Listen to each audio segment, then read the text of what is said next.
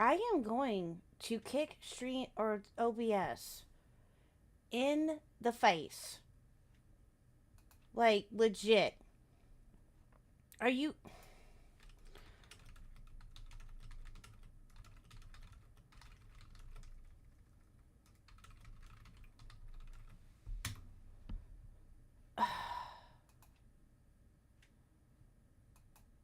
This is absolutely ridiculous. Can you guys see me?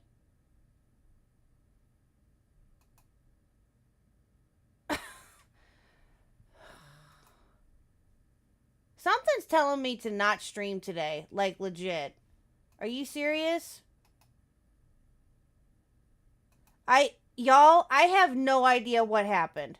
None. I have no clue. I went to go do something to get a Stream Elements thing, and I can't see you, but I hear you. Okay. Well, thank you, horror. Yes, thank you. Can you not see my screen? Okay. Or can you not see my talking screen? You gotta be kidding me. Hold on.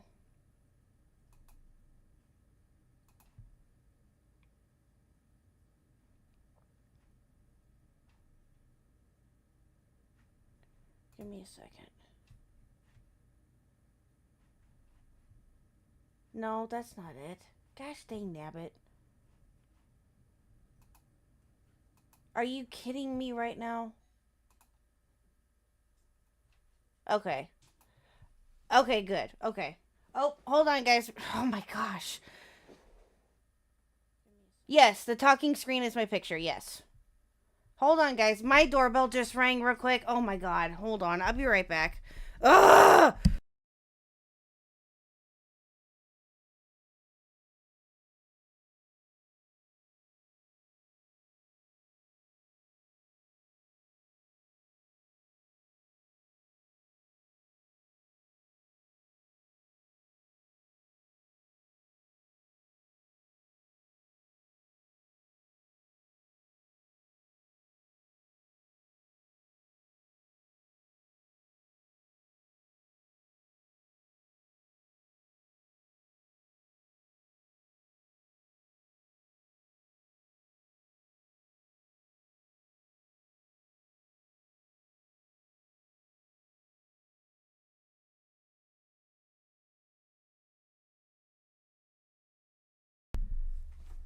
Okay.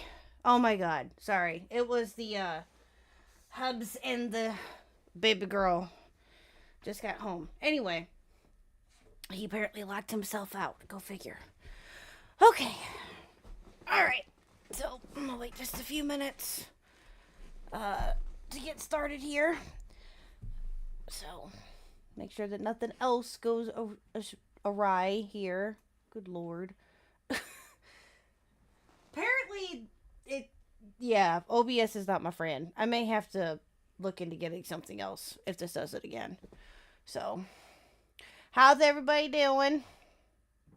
Awesome, awesome, cool. So, been a crazy, crazy day for everybody, huh?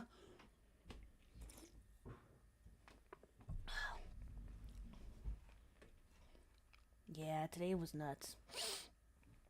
With all the drama and stuff going around and whatnot. It's just. Okay.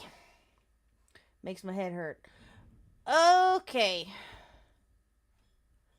Well, hello, Mr. Gamer. So happy that you're a part of the community. Oh, well, thank you. I appreciate that. I appreciate that. Thank you so much. Okay, so I guess we'll go ahead and get started. Um, so the story, I do have a bit of an update for you before we get started, like started. First of all, I want to say a huge happy birthday, soon to be birthday for Mr. Dead on Dave. He is currently his leaving for the weekend for his 40th birthday. So I want to give a shout out to Mr. Dead on Dave. He is awesome. Tell him happy birthday if you see him again, when you see him again. And also, uh, for those of you who were here last week, when we did this video on the TikTok true crime fraud scammer of Ken Wakes or Wax or however you say his name. There has been an update posted that same creator did about 3 days ago that I saw. That I figured that we could watch together. I haven't watched that one yet, but I figured that we could watch that together. If you guys wanted to do that, I thought that would be a neat little teaser before we move to the main story. So this story, the main story for today, is uh really really weird and very creepy. And this happened probably roughly 2 years ago, and it happened not near me, but close to me. And yeah, so this one's a doozy. Um, has anybody heard of the Coleman family murders? Has anybody heard of this topic before? I feel like a teacher. Has anybody heard of this topic before? Raise your hand. If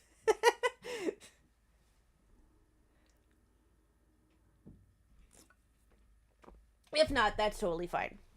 But yeah, this story is very very strange. No. Oh, cool. Okay.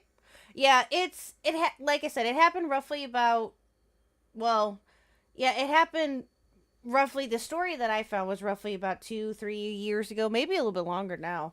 But it kind of flew under the radar a little bit because for whatever reason, I'm not sure as to why. So this one is sort of well known, but not really. Um, it was, I think, if I remember looking at it correctly, this happened around the time of the Chris Watts murders. I think that's probably why, if I remember correctly. Um, but yeah, this one's a doozy too. So, alrighty, hope you guys are ready.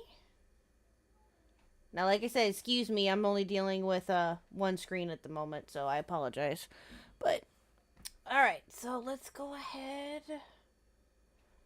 and get that story pulled up here. Oh, give me 1 second. Let me get the Ken Wakes video going here. All right, 1 second.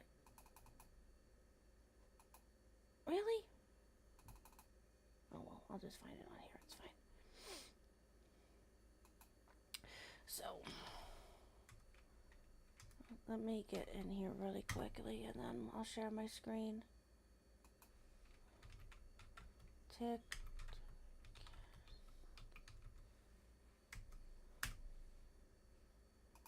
Alrighty. Okay.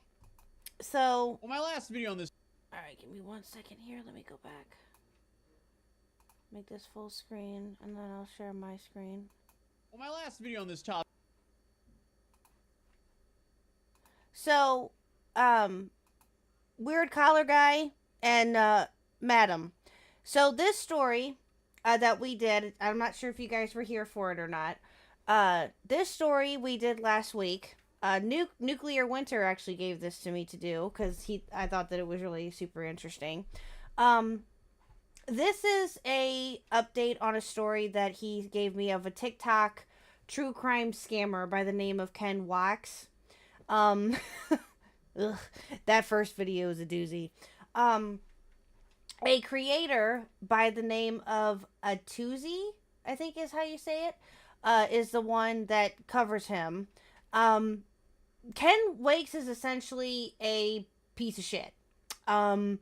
He lives in Chicago, or in the Chicago area, and he essentially tried to say that he was a detective of sorts, is the best way to put it, and I'm using that term extremely extremely loosely, of people that would get car rides from strangers, and he would claim that these people were that the people that were kidnapping these people were killing them, and this was a mass murder spree, and the police weren't doing anything about it, and this, that, and everything. And he made a whole spiel about it, and he went viral over it because of his efforts to try to get the police engaged and whatnot. Like, he would post when there would be meetings and stuff in the local police department and things like that, and he was just off, without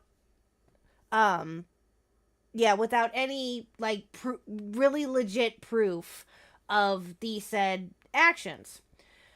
Well, he got somewhat caught in a way. I haven't seen the updates of this yet, but in the last video that we watched, towards the end of it, he got caught by a actual police investigator and basically called him out and said that he should be ashamed of himself and everything else, and no one has really seen him since. Well, I guess something new broke with this that we're going to find out tonight, so we'll see. I have a recommendation for one. Super Mysterious Death of Grant Solomon. Ooh. Sarah, if you want to DM that to me on Twitter, I'll look into it if you want. If you have a link for it, just DM it to me on Twitter.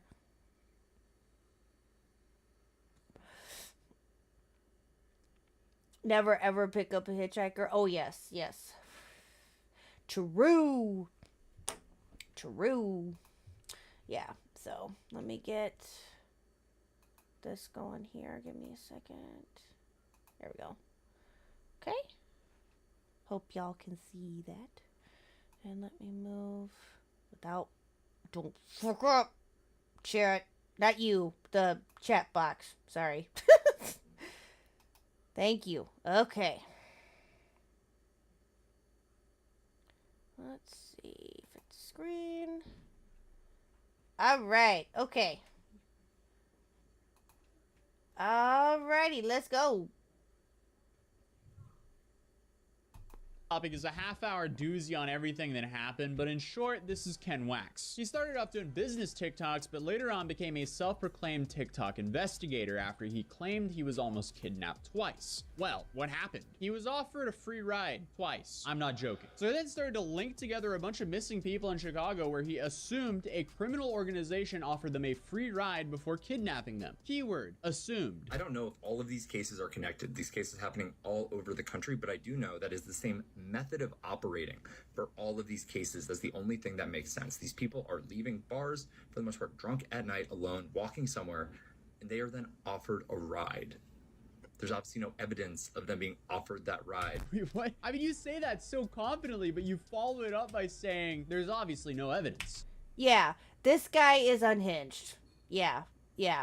What is it then? Well, this is a clear pattern with this guy. There's a lot of assuming going on for a very hyperbolic story, all for TikTok. It's safe to say that he got lost in the sauce. I mean, they started off kind of sane, his videos, but for every video he made, they just became less and less sane. He just completely spiraled out of control because each video he posted just became more and more unhinged. But then to add the icing to the cake, he said he spent all of his waking hours trying to solve this case. But when he started to pull millions of views per video, suddenly out of nowhere, he had a startup to solicit investments for, which he started to promote to his audience. So here's a quick clip from my last video. Hey Jasmine, hope you've been well. I would love to show you what I've been working on. For the last 8 months or so, I've been building this app called Foresight. Foresight is a combination of a social calendar so you actually know what your schedule is. It is a travel planner that helps you build itineraries for the trips of your dreams.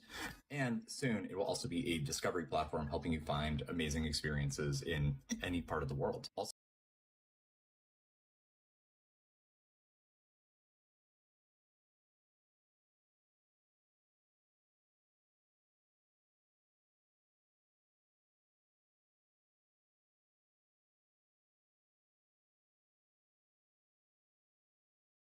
Also, shameless plug, you can actually invest directly into the company itself, and this is all filed with the SEC.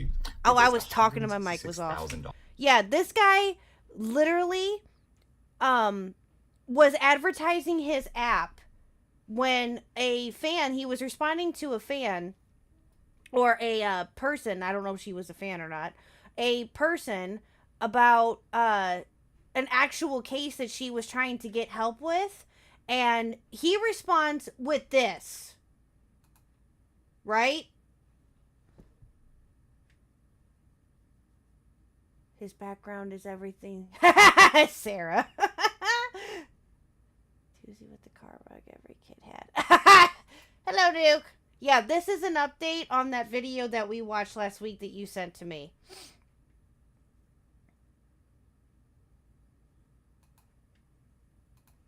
And we have a goal of about 200,000 before this round ends. Our next round of funding, our seed round, is guaranteed come early June if we deliver against a couple of milestones that they set for us. So that 200,000, if we hit it, gives us more than enough runway to get past that goal.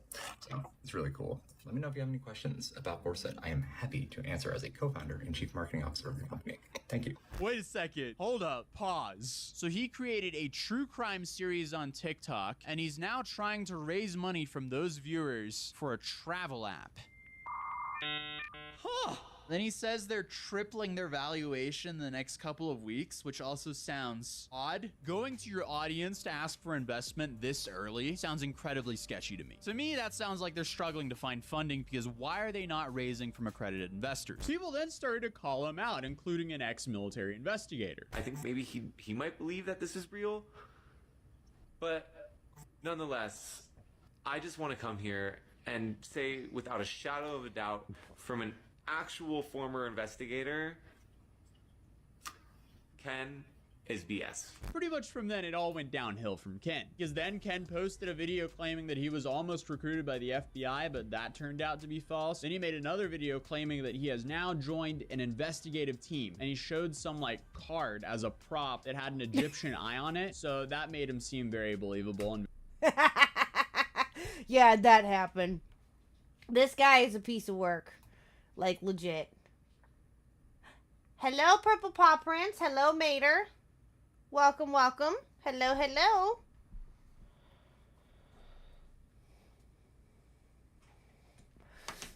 Oh, yeah, this... Yeah, so let's watch the rest. This isn't very long. This is only like 9 minutes or so.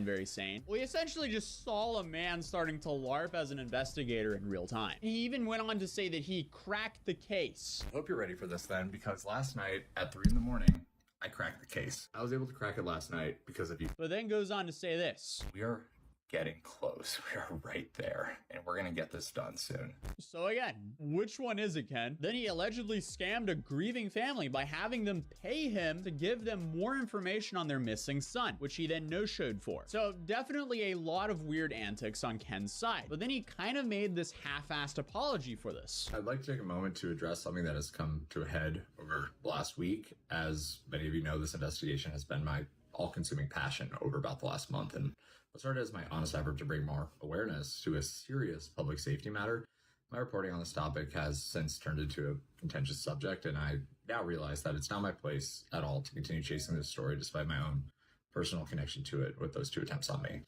I bit off a lot. I haven't been sleeping as much as I should. I've burnt myself out, and I frankly got a little bit lost in the sauce over this story. I acknowledge that it was insensitive to reference my startup on those 2 occasions and posts pertaining to this case. I'm a passionate guy who's passionate about the stories that I follow and, of course, about the content that I make. But I made a mistake by intersecting those 2 parts of my life, and I want to apologize for the families impacted for having overlapped this other part of my life in this in an inappropriate setting. It won't happen again. And the information about the suspects that my team and I have been able to find has been passed to the proper authorities. I've decided to no longer post about this story publicly to prevent further conflict. I care so much about this case, I really do, but I realize that I can't report on it while balancing this other pursuit and my life. So, thank you.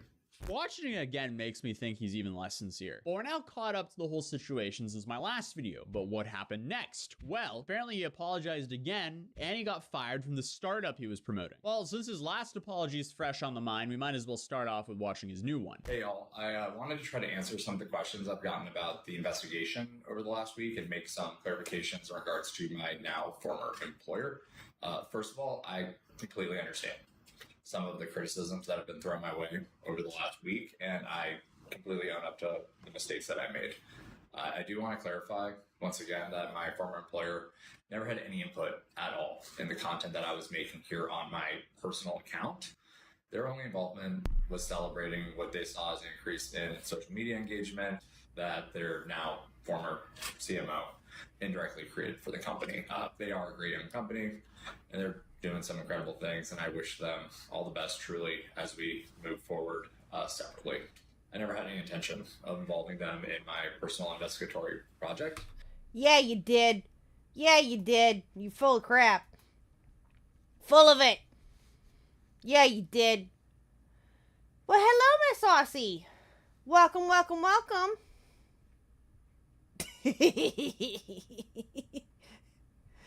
Wrenchy gang, you're funny. Yeah, you did. You're full of it. You're full of it. As for that work, it was and still is very real, and I'm going to continue to take a break from posting publicly about it, but please know that all the information that is still being sent to me is still being passed through to the proper authorities. So I hope that this entire story saga can be the beginning of a different conversation about ethics, maybe, in the digital age, and this can serve as an example of what not to do when trying to juggle so many things in a public forum such as TikTok. I know that I've personally learned a lot. So thank you again for giving me the time. I'm looking forward to going back to making content about business and tech in my life and the countless other topics that I'm interested in. So I'll see y'all again soon. Thanks again. I don't feel like that cleared up anything. If anything, made me more confused. So he's now going back to making TikToks about tech. He's no longer a investigator LARP on TikTok anymore. Huh.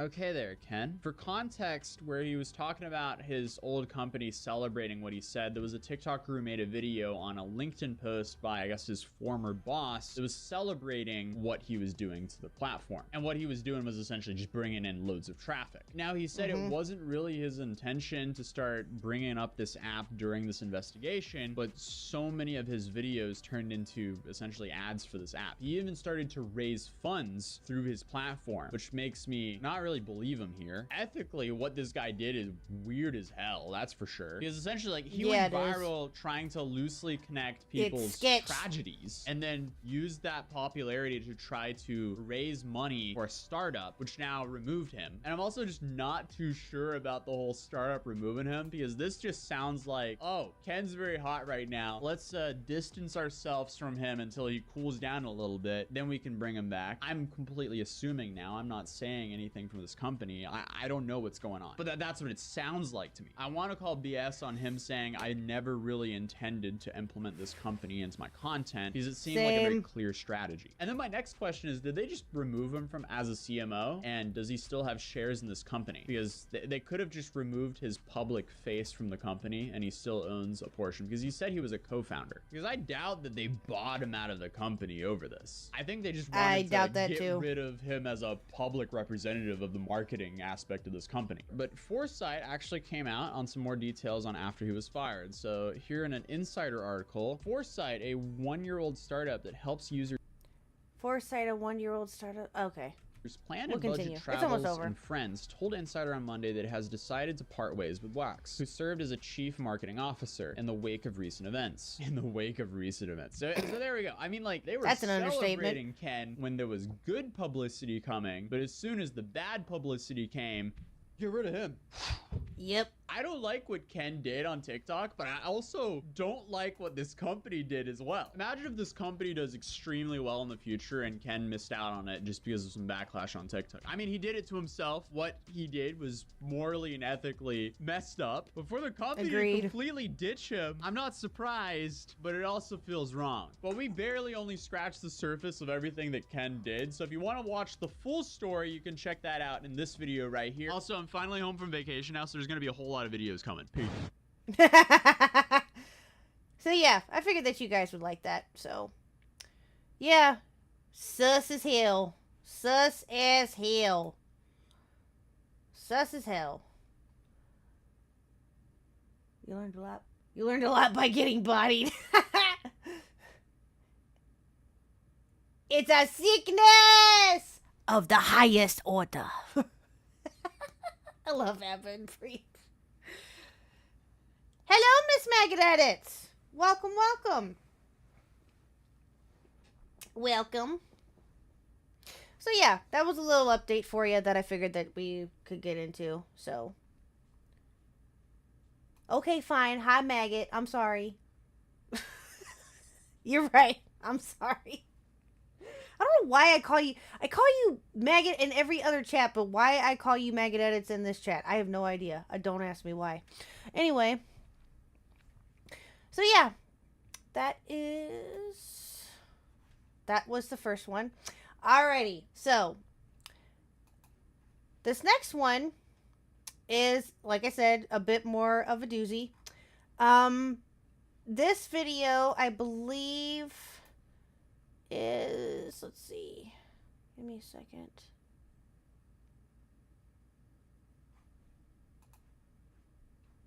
Give me 1 second. I'm not sure. I think it's only like 30 or so minutes, maybe. It's not that long, but I think anyway. Let me double check that though.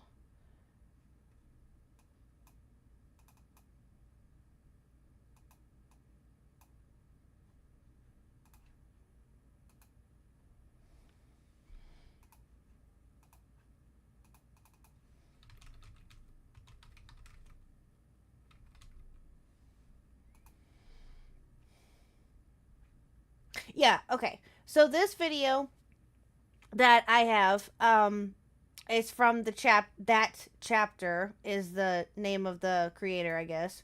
And this one is it's roughly 30 or so minutes. I yeah, so this story is a bit of a doozy too. So essentially, let me pull up the article here. Give me a second. Why is the article not pulling up? Hold on. Let me get to the actual article and I'll read it off to you a little bit.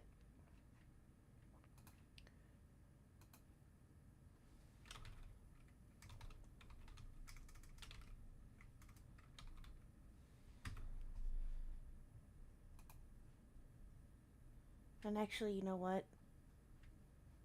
So, essentially, this guy right here, and I will share my screen. There you go.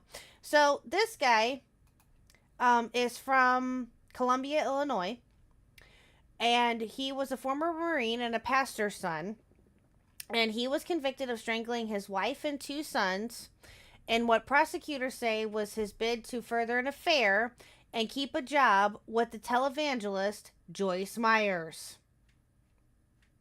Yeah. Jurors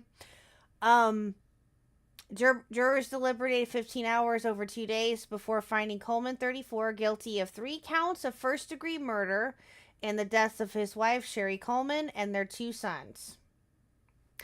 With the verdict, the trial advanced to the sentencing phase in which prosecutors said that they would seek the death penalty, though such a sentence most likely would be symbolic because capital punishment was abolished in Illinois in March.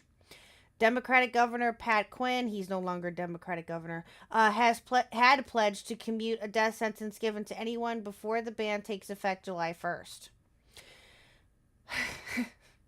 Yeah. This happened. Yeah. All right. Let's get this over with. Now, I've only seen a little bit of this video, but from what I saw, it's really good so far. So let's put a 1 in the chat if y'all are ready. Be prepared. And then I'll try not to stop too much while we're watching it. Kind of gonna react a little bit more with you guys on this one too, to a certain extent, but yeah. Oh, Sarah, I agree. 100%. 100%. Absolutely. So, I will warn you guys, this is obviously very disturbing, and it's, yeah, so if this is in any way triggering to anybody, feel free to leave. I take no offense.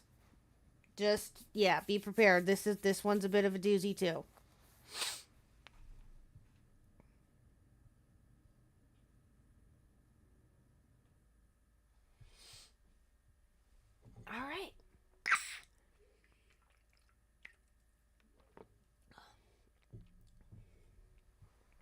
Alrighty, let's go. Alright,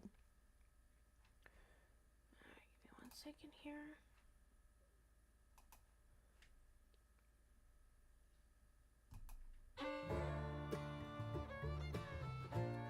Hey you, and welcome. My name is Mike, and in this old video, we're going to talk about a guy named Chris Coleman. So who is he? Well, he was a bodyguard for an apparently world famous, though I'd never heard of her, Christian televangelist. Oh, that's why. Named Joyce Meyer. It was a big old job, and he was paid quite handsomely for it. So why are we talking about just a regular old bodyguard? Oh, he killed his whole family. That's why. Because he was having an affair. Sound familiar? Alrighty, let's giddy up.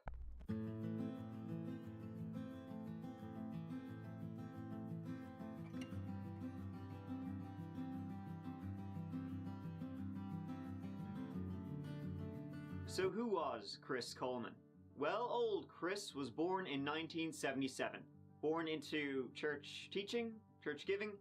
His parents were both pastors, so quite religious from the very get-go. As I said, he would later go on to be a bodyguard for world famous, apparently, Christian televangelist named Joyce Meyer. She was a family friend. He knew her from a very young age, so there you go, I guess. Whatever we're doing is not nearly as important as what God wants us to do. Amen? Alright, Chris would go on to join the Marine. See, I had heard of Joyce Myers before, but I couldn't remember who she was until I started looking into this more, and I was like, oh boy. Yeah, this one's a doozy. Marines straight out of high school, where he worked with canines. And that's where he would meet his future wife, Sherry Weiss, who was in the Air Force at the time. Chris and Sherry would get married in 1997. And 2 kids later, Garrett and Gavin, life was good living in Columbia, Illinois. After leaving the service, Chris would get a sweet $100,000 a year job working as a bodyguard for Joyce Meyer and travel the world.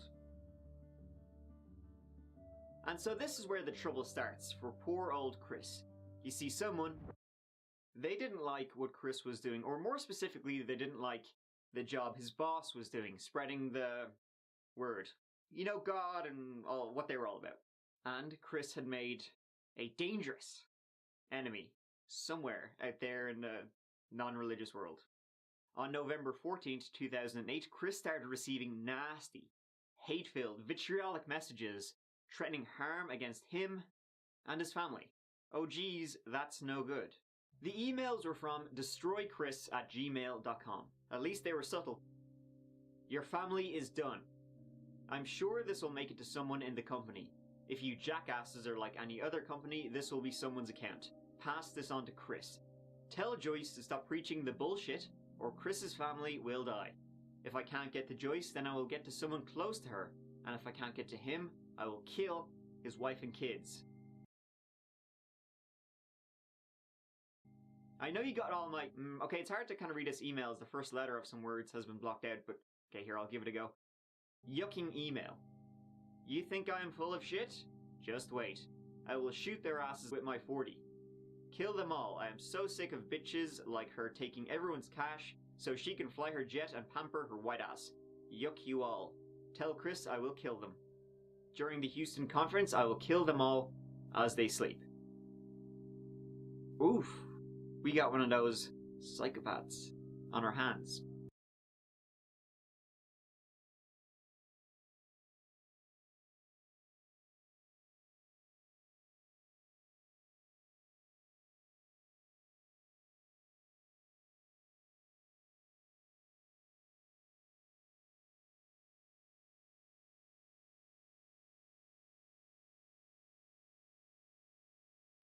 It would seem.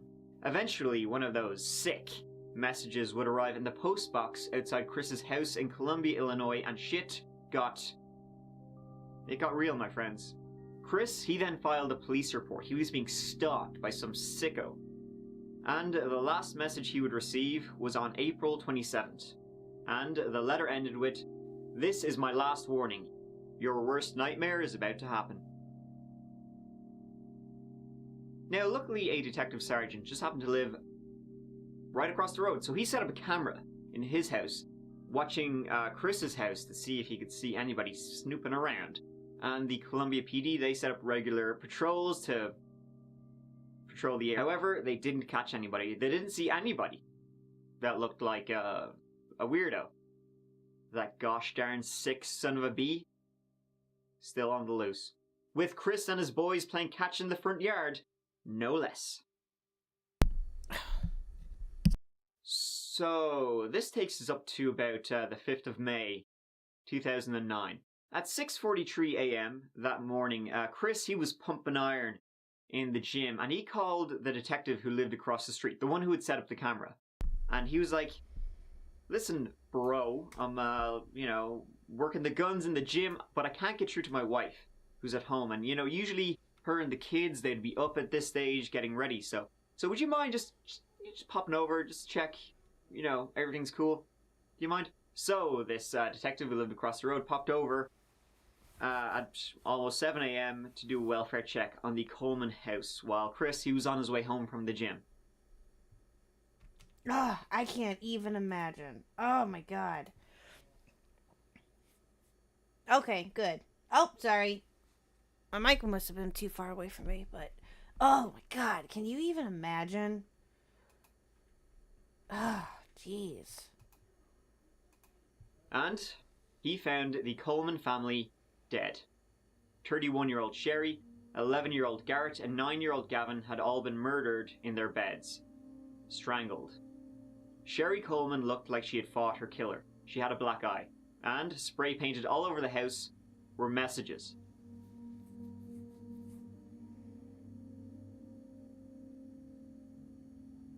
This could only be one person.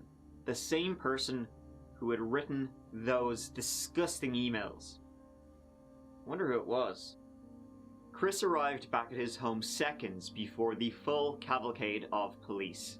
And when he got there, he was told, your family's dead. Chris now, he didn't ask why, he didn't ask how, he didn't even try and burst past the first officers who were there to see his family. He simply just walked out into his front yard and put his head in his hands. Obviously in shock, right? Oh, yeah, shock, quote unquote. Jeez. I can't... Ugh, this guy was unhinged, man. Unhinged. So then he was taken away in an ambulance. Now, while he was in the ambulance on the way to the hospital, someone noticed on Chris's arm some scratches.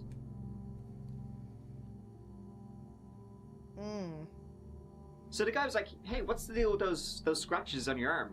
What happened there?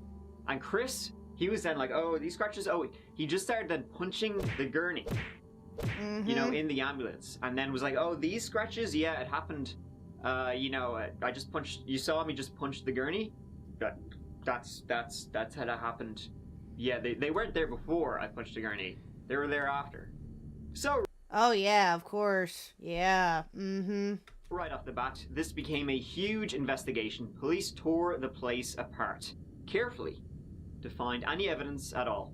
In the meantime, we want to get to some new information out of the state of Illinois as authorities are hunting for a killer of a mother there and her 2 young boys.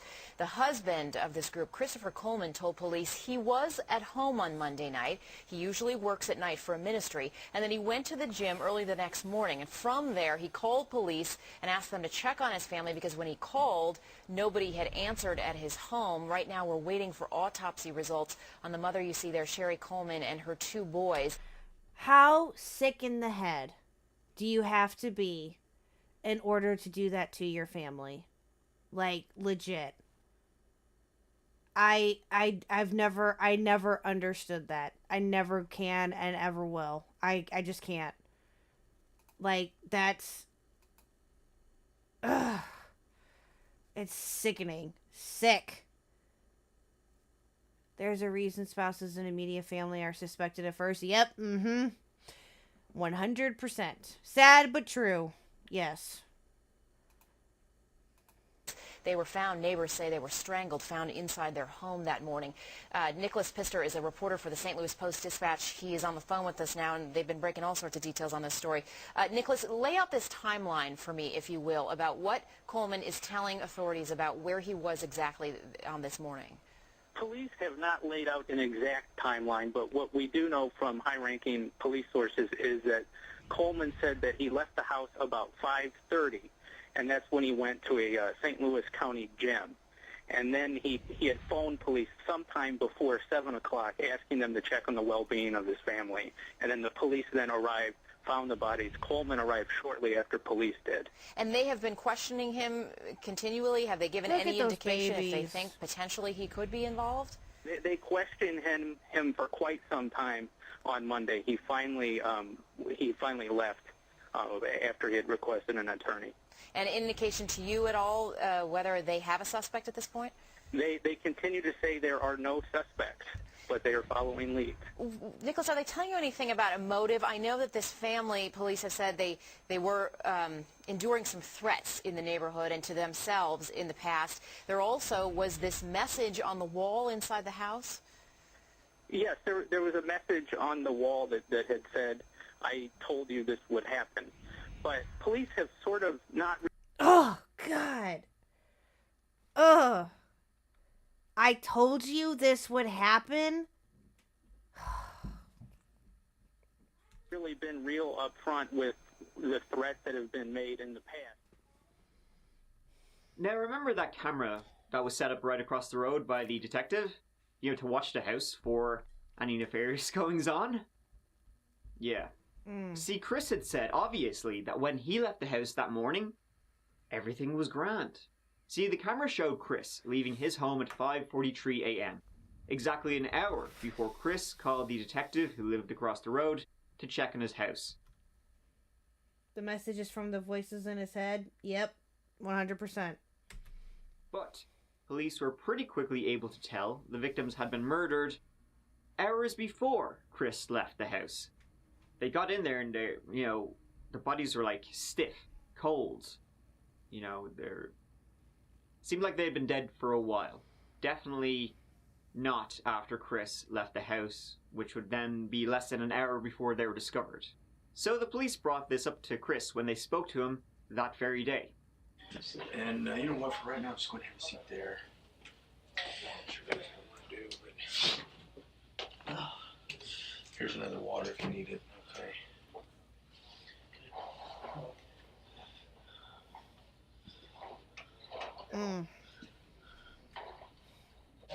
I'll tell you what, from the beginning, let's just start off from when you got up this morning until the time you pulled up at the house. Just kind of walk me through that first, and then we'll go through and kind of explain, talk about some different things as far as the emails you've been getting, okay? Well, I set my alarm clock for 5:30 and used my phone for my alarm clock. And got up at 5:30, went in the bathroom, put these clothes here I got on, and went to the bathroom, basically got in the truck and left. And drove off. I got to, I don't know where I was at, but I called Sherry to wake her up, get her going, and she didn't answer, of course.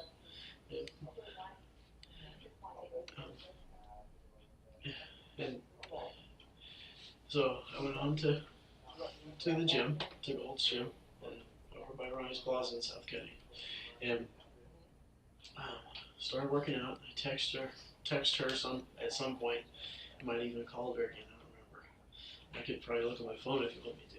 Did you guys have a home phone number too, or just cell phones? We just used cell phones. So I text her, and then she still didn't respond, and probably now it had to have been after 6 o'clock sometime when I texted her or called her.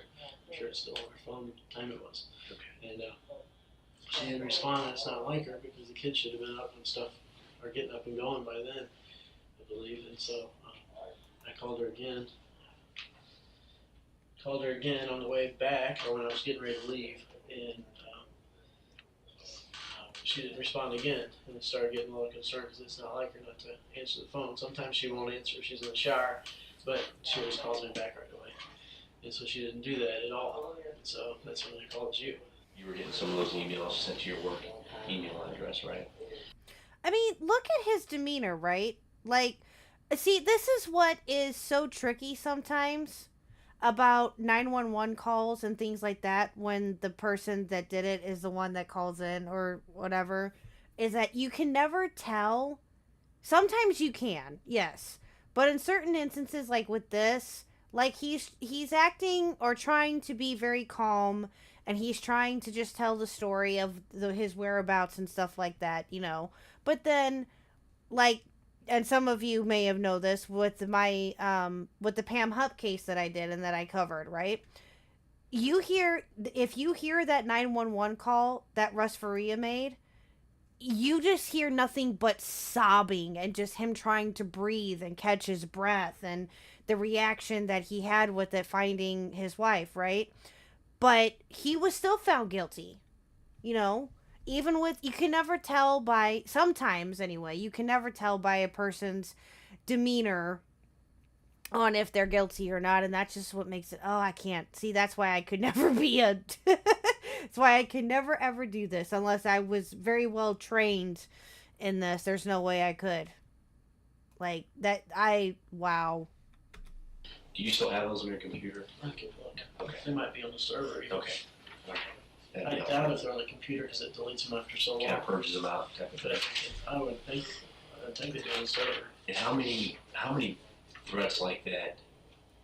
I mean, up until November, have you ever gotten threats like that before? No, people have been upset with me, but I haven't gotten anything. I mean, I've had people yell at me and cuss at me and everything else, but, you know, And and escort them off the property and all that stuff. If I just been there this morning, leave.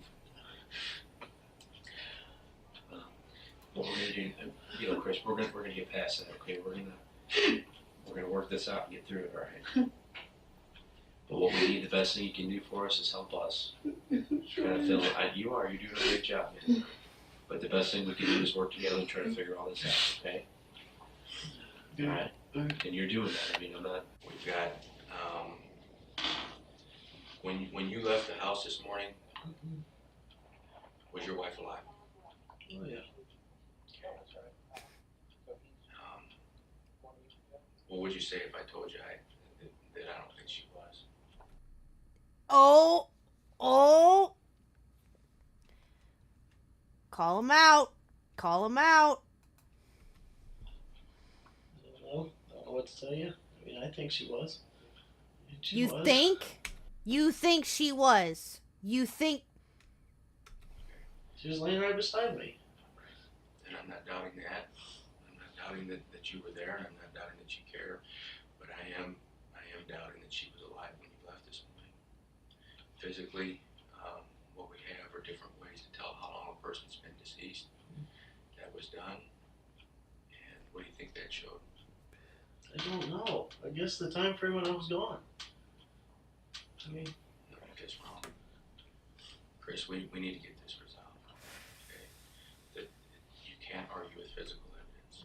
I'm not trying to argue with it. All right. I don't. What I'm telling you is there is no other explanation. There's no other reason that the information we have would support what you're telling us.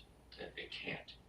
It can't. You've told us a story and we've gone over it numerous times. Right. You know what? We walk out to Justin, maybe we missed this. Let's go in and talk to him about this and just make sure that we're not missing something. Let's give him every opportunity to tell us exactly what happened and maybe we're missing something. So that's why we go out and we come back in and we go out and we come back in. I did have to use the restroom, that was legitimate, but we go out and we come back in. And we felt very comfortable that we were giving you every opportunity to tell us something that was going to contradict the information that we had.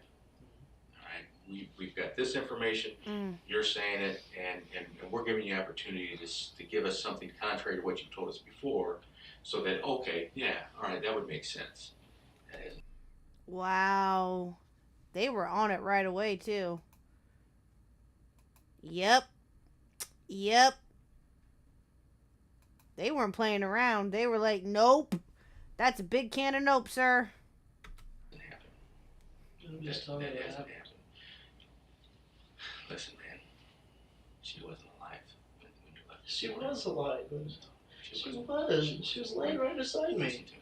We can go back and forth with this all day long, but the physical evidence doesn't lie. You can't mess with physical evidence like that right off. No. No. You just. DNA don't lie. I couldn't be a detective. I wouldn't be holed back in that room. Yeah, exactly. Yeah. I'd be laid off real quick, Sarah. Engage crocodile tears. Yep. Mm-hmm. Yep. You can't. Dude, like, that's what kills me about some of these criminals too. And another note about kind of alongside with what I said, right, is that they honestly think that they can get away with it. That the police and detectives and forensics and everything they're just wrong. They're dumb and wrong. Like, they just think that they're gonna get away with it and be like, oh yeah, let's do it. Now, I will say, sadly, I'm sure that there probably have been many cases where that has happened, right? I'm not gonna. Sometimes things slip through the cracks, whatever. But yeah, thankfully these officers and detectives are on the case. She was not alive when you left this morning. The children weren't alive when you left this morning. Yes, they were. No, come on, Chris. They We gotta get over this. Now there's reasons, and that's the point we're at. I wanna hear the reasons. Now is when we need to find out what happened, man. It's so important. You're at a great point to be able to help us to try to figure this out. We already know what happened. We need to know why it happened. I know what to tell you. Listen, no, you do know what to tell us. No, I don't. Come on, Chris. She was not alive when you left. The children were not alive when you left. Nope. You know that's true, and I know that's true. No, it just... We need to clear this up now. We need to clear it up now. Did something happen? What happened? Nothing happened. What was going on in your life, Chris? Bullshit. Because I can't buy what you're saying. The physical evidence does not lie, Chris. It does not. She was not alive when you left, period. The physical evidence does not lie, man. What do you want me to tell you? The truth. I'm telling you the truth. How did? No, you're not. You are so full of it. Just continuing watching this and watching his reaction and his body language and stuff and hearing him, no, that is so fake. Nope. It's amazing how quickly some of these cases are solved, but then others are never solved, right? Yeah, exactly.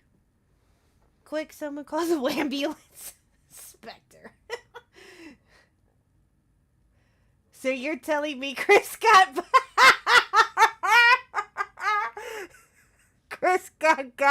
narcs?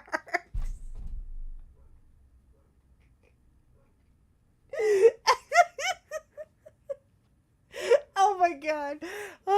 Yeah. I'm sorry, that was good. Wow, that was great. Quote of the night, guys. First you win the meme thing with Minxie, and now that comment. I mean, you's on a roll this week, ma'am. Oh, man. How did we get to this point? That's what I need to know. I need to know how and why we got to the point we're at right now. We both know you're not telling me the truth. We both know that.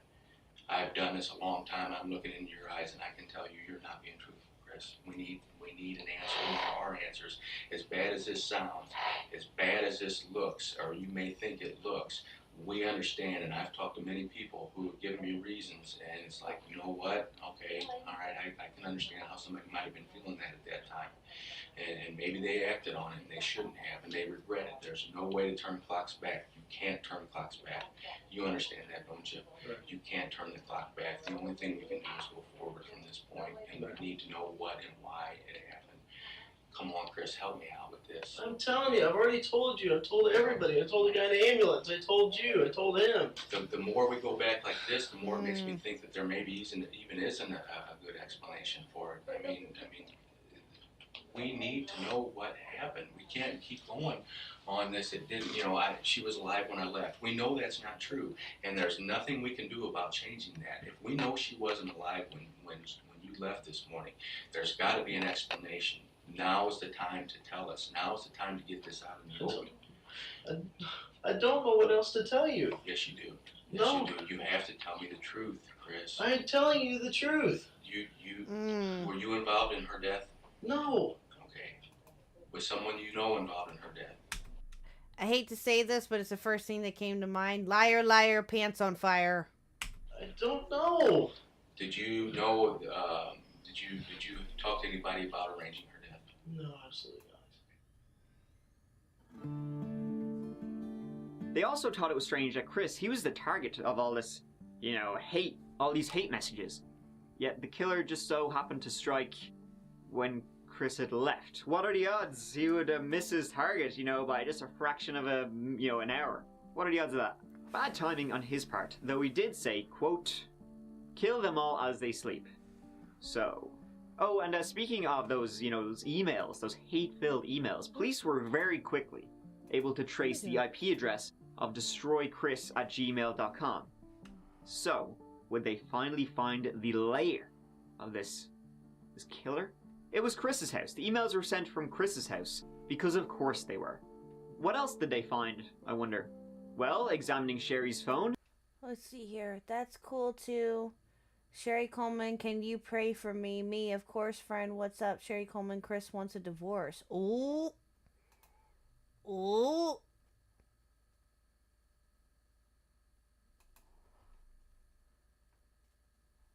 Seems I still have the funny. Yes, you do, horror. Yes, you do. Yes, you do, madam. Excuse me. Yes, you do.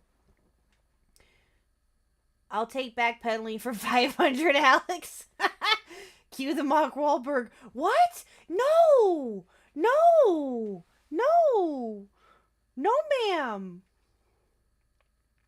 Well, hello, Jennifer. Welcome, welcome. Welcome, welcome. The calls are coming from inside the house. Next, he's going to tell us he can... You two, I swear. Horror is fine. Okay. Okay, fair enough. Well, hello, Van Luke. Welcome. Nice to see you two. Hello, Jennifer. Hello, Jenna. Hello.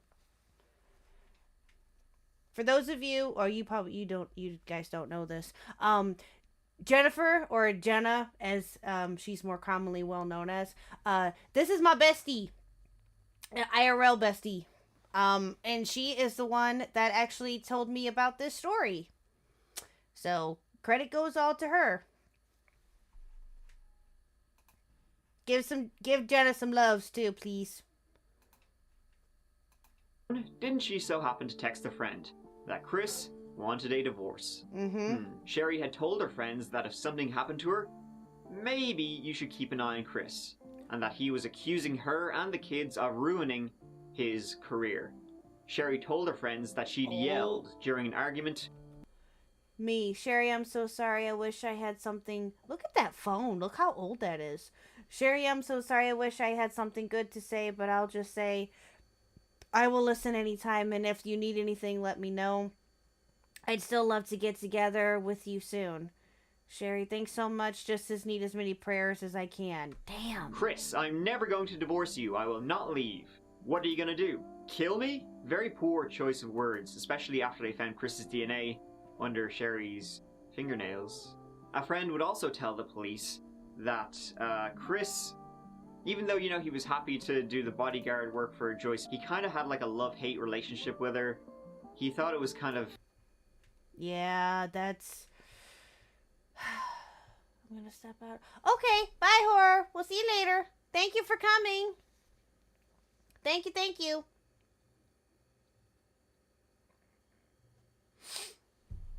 Aw, yes, all the love to Jenna. Thank you. He kind of said he thought she was scamming people out of money, that, she was living this really high life, while people who were earning minimum wage were just shipping her all this money for for preaching or whatever. Like he wasn't too cool with how they made their money. So the stuff he was writing in the emails to himself was kind of how he genuinely felt about the whole thing, even though he was quite a religious person himself. And the Oh, let's back up here. I want to read that. Back up, back up, back up. Where's that? No, that's... Ah! No, that wasn't it. Hold on, hold on. Where's that? bodyguard worked for Joyce. He kind of had like a love-hate relationship with her. He thought it was kind of... He kind of said he thought she was scamming people out of money. That, you know, she was living this really high life, while people who were earning minimum wage were just shipping her all this money for preaching or whatever. Like he wasn't too cool with how they made their money. So the stuff he was writing in the emails to himself was kind of how he genuinely felt about the whole thing, even though he was quite a religious person himself. And the police also found on Chris's credit card statement that he had purchased a can of spray paint a few months before what happened. Just so happened to be red spray paint, which looks familiar. Whoa! Man, we're really getting into it now, because Chris did a pretty hold shitty on. job of trying to hide any evidence, because on Chris's computer they also found a lot of X-rated videos. Chris was the star of those videos. They were filmed in Hawaii, and he was with a woman who was certainly not his wife, Sherry. Whoa! A woman named Tara Linz. Wow. Of course. Who the heck is Tara? Was Chris having an affair? Yes, he was, and Tara Linz just so happened to be Sherry's best friend from high school in Florida. What a small world. Oh, damn. Damn. And Chris and Tara happen to be sending each other a lot of nasty stuff. Oops. I mean, nasty in a good way unless you're Sherry. He also had this document on his computer with so much information about Tara. Like he was... Ring size. Oh my god. Hates McDonald's. Likes fudge sundae with nuts. Oh, that's wonderful. Devil Rays and Buccaneers are good. Christmas promise ring, love circle, diamond or diamond cross. Perfume, Ed Hardy. Wow. Fantasies. Look at that. Sex outside, a beach, sex in a limo. What? Whoa. That's... Wow. He was stalking her, which is... It's just really weird if you just want to reach Look truth at there. that! Look at that! That is unhinged. Day Tara changed my life. 11/5/08. Holy cow. Are you... Wow. Wow. That is insane. Holy cow. Look at that! And so it turned out that, well, obviously, he was having an affair, but not just that, he had planned to marry Tara. Tara lived in St. Petersburg, Florida. The police down there spoke to her, but, well, other than having an affair with Chris, she genuinely wasn't involved in the murder at all. She had no clue. Tara told the cops that they had started their relationship in November 2008, which, by the by, is the same month those nasty emails started coming in, and that Chris had told Tara. Oh boy. Oh, did we look at these earlier? I don't know. Let's see. I'm sure this will make it to someone in the company. If you jackasses are like any other company, this will be someone's account. Pass this on to Chris. Ooh. Tell Joyce to stop preaching the bullshit or Chris's family will die. If I can't get to Joyce, then I will get to someone close to her. And if I can't get to him, then I will kill his wife and kids. I know Joyce's schedule, so then I know Chris's schedule. If Joyce doesn't quit preaching the bullshit, then they will die. During the Houston conference, I will kill them all as they sleep. If I don't hit there, then I will kill them during the book tour or the trip to Indiana. I know where he lives and I know they are alone. Let me turn off the subtitles. There we go. If I don't... Hold on. Or a trip to India, excuse me. I know where he lives and I know they are alone. Suck them... Oh. Either suck them or... Oh yeah, it's the F-bomb, sorry. Fuck them all day, they will die soon. Tell that motherfucker next time to let me talk to Joyce. She needs to hear what I have to say, and now she will. Oh. He would present divorce papers to Sherry the same day she ended up getting murdered. So I guess he really just didn't want to present the divorce papers. The police also found out he was texting Tara at his family's funeral, telling her how much he missed her. Nice dude. Oh yeah, great A guy. Yeah, great, wonderful, good job there, Prince Charming. Oh my god.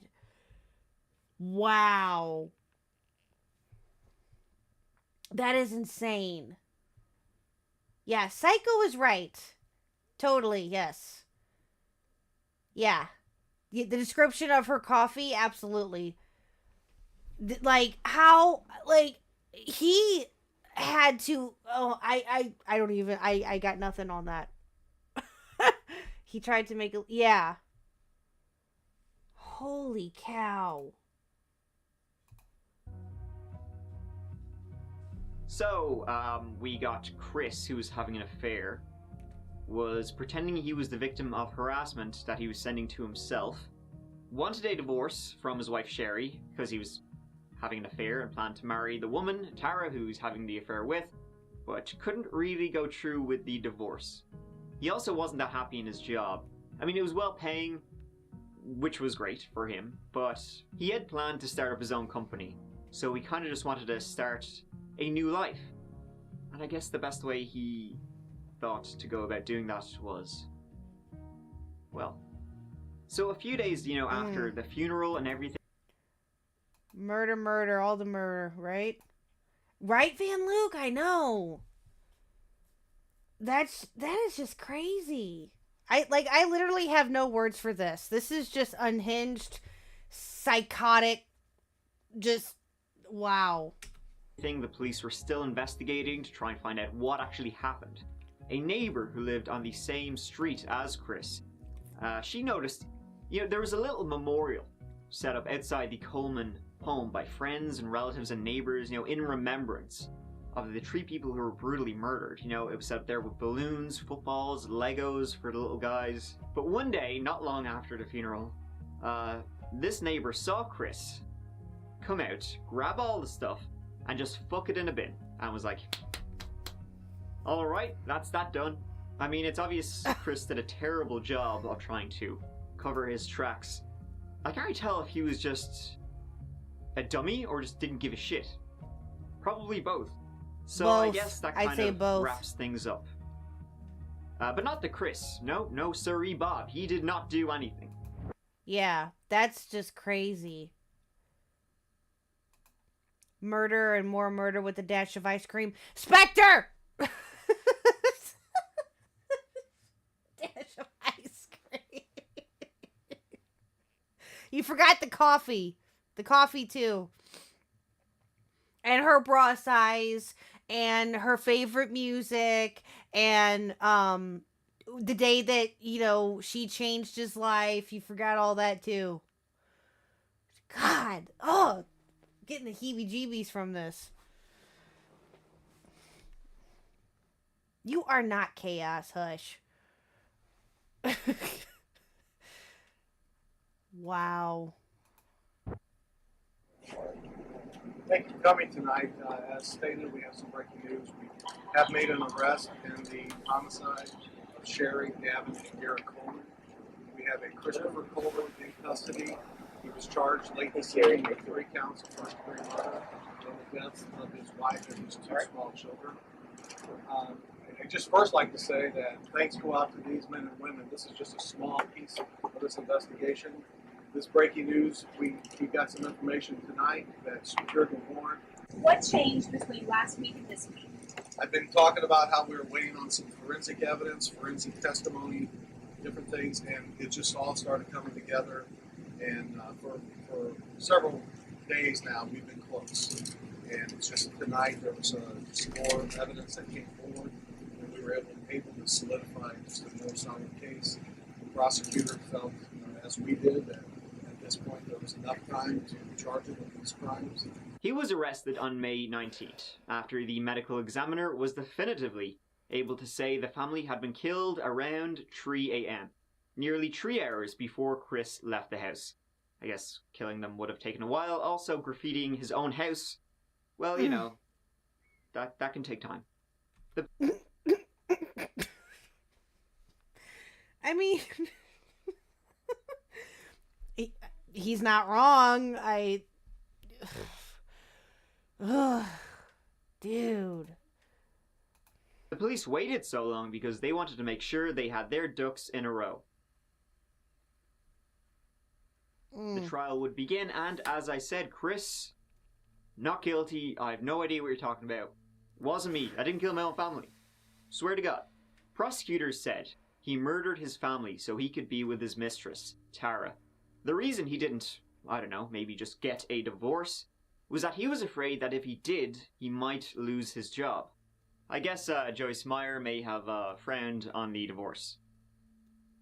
That's what he thought anyway, that if he got a divorce, you know, he worked for a very religious company, I guess you could say, that he might lose his job because of that. He really should have just gotten his divorce. No need to kill, just get the divorce. It's easier, you probably won't get away with it. Yeah, I like the way that he says tree too. That's funny. Tree. That would be about tree fitty. Sorry. Shouldn't have done that, but oh well. Oh, this is almost done. I have to ask you, if the defendant were having an affair, if you had known that at the time, and I understand you've testified that you didn't, what effect would that have had on his employment? If he would have been having an adulterous affair while he was still married, then it could have definitely affected his job. Okay. Were there persons over the years that were terminated in situations like that? We had situations where they were, yes. And in fact, he was married during the period of time that he worked for you, married to Sherry Coleman, correct? Yes. Now I have to ask you about the distinction here. What if it was a divorce as opposed to an adulterous affair? Each situation is handled totally separately based on the circumstances. We have many people that work for us that have been divorced, and a person is not necessarily, do they lose their job because they get a divorce. It wouldn't have been the divorce so much as the immorality. So for instance, if a person in your employment, if their spouse filed for divorce against them, and perhaps they had little control over that, you might leave them in your employment? That's a possibility? Certainly. Okay, and on the other end of the spectrum, if a person was having an adulterous affair and then filed for divorce from their spouse to be with that person, then their employment may have been terminated. May have been, yes. So they had a mountain of evidence against. Oh yeah, I bet. I bet that the ministry suffered so much. I bet. Yeah, there's no doubt. But she seems to be, you know, as calm, I guess, as can be, you know, but wow. Chris. They said, Chris, what about those emails you were able to track to your own IP address? Did you send them to yourself? Because it sure seems like you did. Chris, in his defense, would say, no, I didn't send them to myself. I got hacked. Yeah, some fucking nerd hacked into my computer and is trying to frame me. What an asshole. So, when the jury went to deliberate on, well, what to do with Chris, it was actually hard for them to get to a unanimous verdict. But then, what happened was this.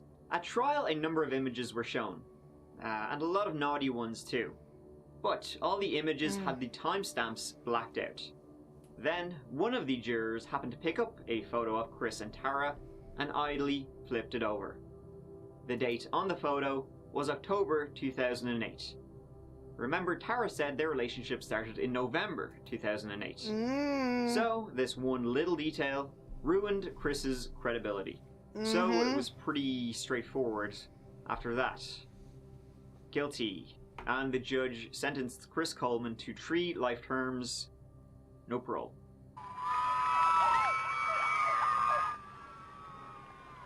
You could hear the crowd cheering as he was taken away. No doubt he could hear those folks, but he never looked up. His head remained down as he was taken back to the county jail until that sentencing phase begins. All around the courthouse, it was the same reaction from folks here. They were cheering one after the other. Some were exchanging high fives, clapping, taking pictures. Now here's how some of the people outside the courthouse reacted just moments after that verdict was read. I think it is great. I think that justice has been served, and this is a long time coming, 2 years in the making, and I'm so glad that it's over and that Sherry got the verdict that she would want in this. Justice was served. I was scared being in Waterloo, and we don't have murders like this. I'm really happy today. I really 100%. Mother, Wow. the children, it's a good day. Even now, though, in prison, Chris proclaims his innocence. All of his appeals were rejected, and in April 2018, Chris filed a petition for post-conviction relief, which addresses violations of a defendant's constitutional rights. He cited ineffective counsel, denial of due process, and actual innocence, and said that the jury shouldn't have had access to those pictures, the ones with the dates on them, since they weren't in the allowed evidence. In March 2019, a judge granted Chris the chance for a new hearing, but there hasn't been any decisions made on whether or not he'll get a new trial, to date at least. Though I think if he does get a new one, the result will probably be the same. The police actually moved I would hope so. Oh, I'd be so mad. Oh, I would be so mad. Quickly in this case. It was pretty impressive. The police knew that the family had been murdered before Chris left the home. They knew about the X-rated videos. They knew that Chris was, the destroy emails Chris were coming from himself. And they knew about Tara, all on the very day the murders occurred. And Chris still protests his innocence. His family believe him. But I don't. Thank you so much for watching. I really appreciate it. Wow. Oh, wow. Well, I guess I'll keep an eye on that and see if anything else comes up with it. But that's just crazy. Let's give this guy a like. I'll link his channel here. What is it? Disturbing Coleman. Oh, excuse me. There's his channel right here. It's that chapter.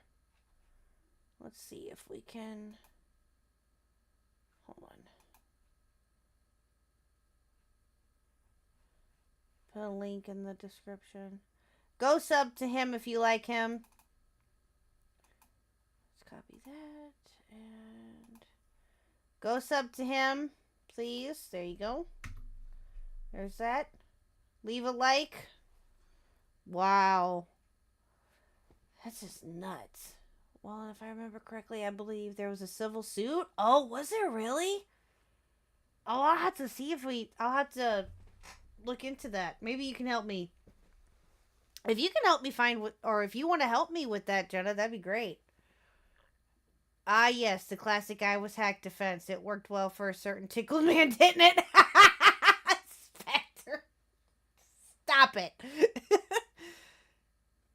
Have you seen the updates on the Menendez brothers case? No.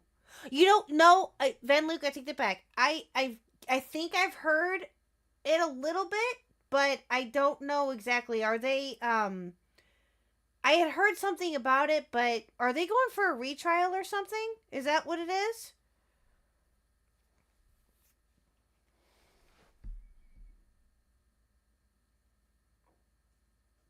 The hack defense again. Hello, Battle Puppet.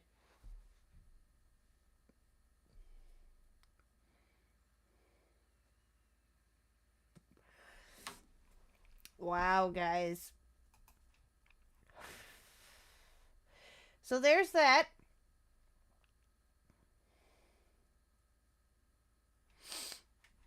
So, yeah, that was something, huh?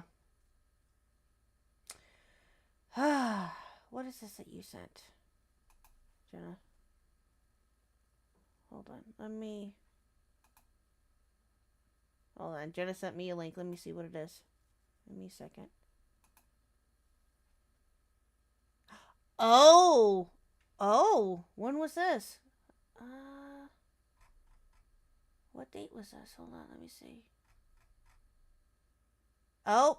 So, Jenna just sent a link here that I will share here in just a second that we can go over. Look at you. Hold on. Give me 1 second. I think so because a member of the band Menudo came forward with allegations that the Menendez brothers' father was his. Oh. Oh. Oh. You know what? That's another one that we can maybe do too. The Menendez brothers. Whoo. That one is a hot mess too. Wow. So much content, guys. Wow. Okay, so Jenna just sent me a link here. And it's from this Briskman and Greenberg. It's an attorney group, I'm assuming. And hold on, oh, never mind. Okay. Sorry. Joyce Meyer Ministries asked judge to dismiss wrongful death suit. Joyce Meyer Ministries has asked an Illinois judge to dismiss a wrongful death lawsuit filed by the family of Sherry Coleman, who, along with her 2 sons, were murdered in 2009 by her husband, Christopher Coleman. A St. Clair County judge heard arguments in Monroe County on why the case should be dismissed. Christopher Coleman was the chief of security for Joyce Meyer Ministries, based in Fenton, Missouri. He spent months planning the murder of his wife and sons, writing and sending death threats in order to plant the idea in the minds of authorities that his family had been randomly targeted by a psychotic killer. The bodies of Sherry Coleman and her sons Garrett and Gavin were found in their Columbia, Illinois home. Christopher Coleman was convicted of first-degree murder 2 years later. Sherry Coleman's mother and brother have filed a wrongful death lawsuit against the ministry, claiming that the organization did not do enough to protect the family. The ministry, which was aware of the death threats against the family, contacted authorities. Oh. Sherry Coleman's family claims that her husband's motivation in murdering his family was to avoid a divorce and start a new life with the woman he was having an affair with. Yeah. The family claims that the ministry was aware that Christopher Coleman was having an affair and that the organization should have taken more action. I'll give my opinion in a second. Attorneys for Joyce Meyer Ministries, in arguing for dismissal of the wrongful death suit, said that the ministry could not have been aware that Coleman was planning to murder his wife and children, where even police did not know. Yeah, and see, that's where it gets kind of tricky. So that's the thing, is that depending, I would assume, depending on, like how different clauses are, I guess, depending on where you work at in that kind of environment, there's really not a whole lot that they can do, right? Like, I would imagine so. I would imagine that there isn't like is it a morality clause or something? Is that what it's called? I don't know. I would think that they would have to do something like that or sign something along those lines. I don't know, but I mean, that's just crazy. Well, I mean, I'm honestly not surprised that they lost it, because there's really not a whole lot that I'm glad that they tried, though. I mean, A for effort, but let's see, what'd you do here? What are you doing? Are you sending me like all the things? Let's see. What are you doing? What are you sending me now? I think so because, oh, I'm sorry. There was a documentary that came out sometime last year on the band Menudo, and I just knew something would come out because they talked about how they are. Ooh. Oh! Turns out the Menendez brother was one of the accused. Oh! Ooh. Ooh.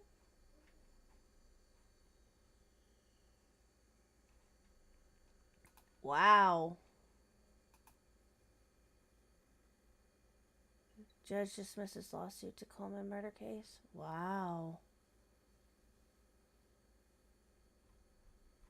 Oh, it's another link to the same story. It's just from it's from our local well, my local now news group K or news channel rather, KSDK. And how long ago was this? Oh, this was wow, this was over 10 years ago. Holy cow. So, but yeah, there's that. That's just that's just so weird. So weird. That's all I got. Has anyone ever told you that you have a great voice? I love it. Aw, thank you, Van Luke. That's very sweet. And no, well, yes and no.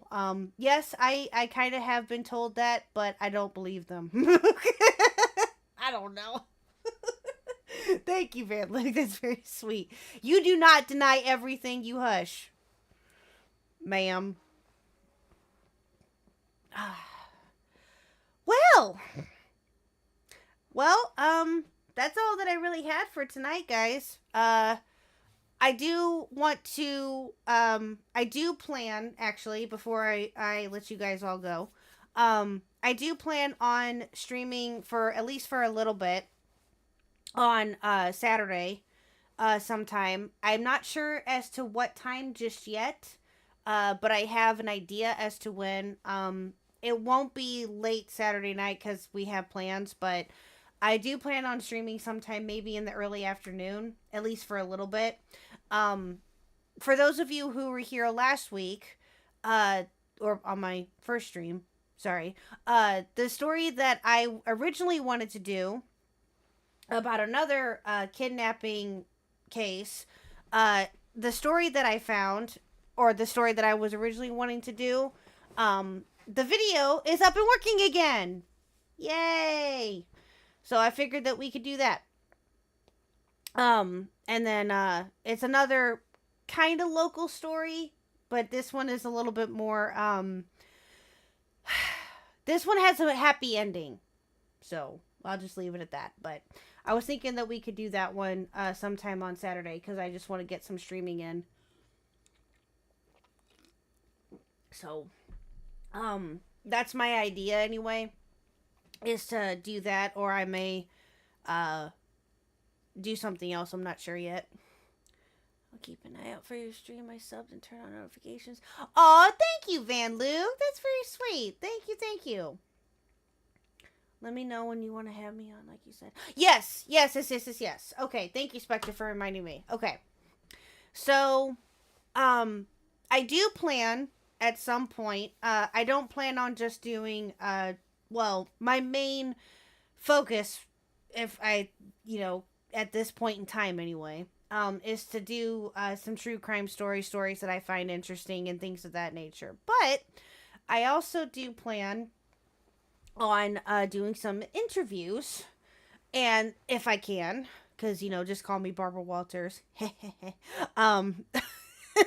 Kind of just change it up a little bit. And one of the people that I am going to possibly interview here soon, hopefully, is going to be Mr. Spectre. Spectre and I have been... What's the best way to put this?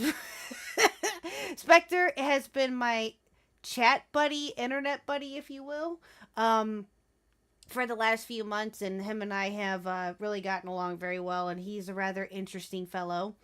So I was wanting to see about interviewing him and getting to, for the people to get to know Spectre better is my thought. I may do other people as well too if they're interested. Not sure yet though, but that's kind of where what I'm thinking. Again, if Spectre's the only one that I do, then fine. That's totally okay. I just want to give it a shot and see how it goes. But yeah, Battle Puppet. Yeah, I'm thinking about it. I'm gonna try it out with Spectre and see how that goes. Like I said, and then see if you guys all like it, and then if you guys really do like that, maybe I'll do another one. I don't know. We'll see. But I do Saturday for sure though. I do want to do that story I was originally wanting to do. So was the artist formerly known as Spectre. Get him, Battle Puppet. Get him. So, well, guys, I'm going to go ahead and end it here. I really don't have a whole lot else at this point. That was pretty much all that I had at the moment. And it's actually getting kind of late. I got to get to bed. Well, somewhat to bed. I probably, yeah. Gotta make sure Hubs and Child are taken care of too. So it's yeah. Van Luke, I don't know how much you know. But I am married and I have a wonderful daughter. And they are currently upstairs, and I think that hubby is playing not Breath of the Wild. He's playing Tears of the Kingdom. So I gotta get up there and and defend my crown. By the way, I am totally addicted to Tears of the Kingdom. If you guys have not played it yet, you need to play it. It is so flippin' good. So good. Get a Switch, get the game. It is totally 100% worth it. I promise you. It is so much fun. And if I did not think that I would get in big time trouble by playing that game, I totally would on stream. But with the way that Nintendo has been with certain people playing the game, like on platforms and stuff like that, I really don't want to take that chance. Not yet, anyway. I think I've been hearing anyway. I don't know. That it is possible that you can stream it on YouTube. But again, I don't know that. I'm just wanting to hold out hope because I really want to play that game on stream. But from the looks of it, I probably won't be able to, at least for a while. Or I may, if you guys are interested. I'm totally cool with doing Breath of the Wild too. I don't think that they're as strict with Breath of the Wild. It's more so Tears of the Kingdom, which I kind of get. Because it's a brand new game. It just came out, a week ago. So, I get it. But, yeah, it's still silly, in my opinion. Yes. Very, very good. My buddy Alkin has been streaming it and without issues on YouTube. Oh, good. Good. Okay. Well, then I want to look into it more. Just to be on the safe side, because you just never know. But that's good to hear, though. That's promising. So, but yeah, so that's about it at this point. Thank you guys for all coming. I do appreciate it. I'm glad that it went off somewhat without a hitch.